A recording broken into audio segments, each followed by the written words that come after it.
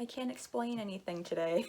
Hey everyone, my name is Ryan and I'm back with another video. Today I will be taking you through all of the books on my TBR that I think are going to be 5 stars. I've seen lots of people do videos like these and I always love to watch them, so I thought why not try it myself. So with that, let's get into my 5-star predictions. The first book on this list is actually the book that inspired me to make this video, just because every time I look at it on my shelves, I just get so excited for it, and that is Trail of Lightning by Rebecca Roanhorse. This is the first book in an adult urban fantasy series about a woman who is a monster hunter, and all of the magic is based on Native American folklore. The thing that excites me the most about this book is it's just something that feels so classic, but with this modern, diverse spin on it. I have such a soft spot for monster hunting stories, and I feel like I never get to read them, and they're such a staple in the urban fantasy genre, and I'm so excited to dig into this. And most of all, I'm just excited for the world, I'm excited for the monsters, and I'm excited to meet all of the characters. Alright, next up on the list is The Fifth Season by N.K. Jemisin. This is the first book in an adult fantasy series, and it takes place in a world that's been ravaged by climate disasters, and people have had to adapt to the changing environment. And plot-wise or character-wise, I really don't know much else about it, but what I do know is that I have never heard a single person say a bad thing about this trilogy. This is one of those books that I see around pretty often on BookTube, and I hear a lot of people give this book very high praise. And overall, N.K. Jemisin is just an author that I really want to get into in general, and I already have this book, so I thought that this would be a really good place to start with her books, and I'm just so confident that this is going to be something that I really fall in love with, so I really want to read it. Alright, and the next book on this list is I Hope You Get This Message by Farah Naz Rishi. This is a YA science fiction book with some contemporary elements about a time in which aliens come to our world and say that they are going to destroy it, and it follows a group of teens as they are trying to wrap up things in their life, and it's about the important things going on in their life that they have to deal with. I've had this book ever since it came out and I still haven't read it yet, but I am so excited to get into it.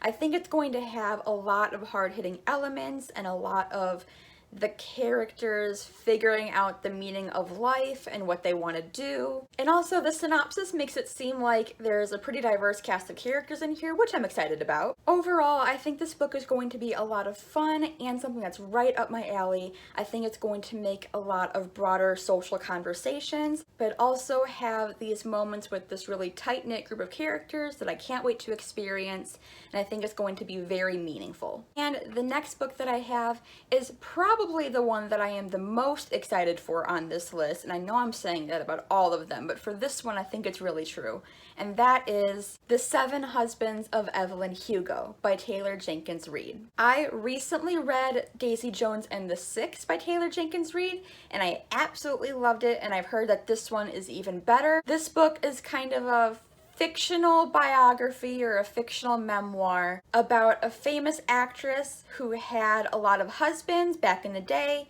sort of like a Zsa Zsa Gabor type of character, and it's just the story of her life, how she became famous, and why she had 7 husbands. This book I think also features a sapphic couple or some sapphic characters, and like some other books on this list, I've never heard a single person say a bad thing about it. Not only that, because I've also read Daisy Jones and the Six, I kind of already have a feel for Taylor Jenkins Reid's writing, and I love the way that she really works with fame and just with the problems that it causes, and I like the way that she works with interpersonal relationships and conflict and just like the general messiness of famous people. It's very interesting when she writes it. So for that reason, I have super high hopes for this book, and I hope it doesn't disappoint. Alright, the next book that I have is kind of out of the blue, but here it is, and that is This Town Sleeps by Dennis E. Staples. I think the reason why this book excites me so much is just because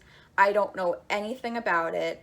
I'm going in pretty much completely blind as far as I've never heard anyone say anything about it, so I don't know kind of what the general reputation is on this book. And there's something exciting about that, just going into a book not having any thoughts about it, not having any outside influences, and just really allowing me to really dive right in, not really knowing anything. This book follows a man living on a Native American reservation, and he and a white man enter a secret relationship. At the same time, they also encounter some sort of spiritual presence that leads them to the ghost of a person who died in the town long ago. And once they discover the spiritual presence or ghost, it leads them to uncover some secrets about the town. I think this is going to be something about small town secrets and things that are kept hidden, but I also think that we're going to get a lot of conversations about same-sex relationships and hiding in a small town and what that experience is like. And I can't wait to see how everything is tied together, and I just think it's going to be a fun time. I have a good feeling about this one. Alright, and the final book on this list is If We Were Villains by M.L. Rio. This is a book that is following a group of actors in college that are putting on a Shakespeare play, and one of them dies or is murdered or something happens, and we're trying to uncover the secrets of what happened. The thing that I'm most excited for in this book is I'm really hoping that there is going to be a dual timeline.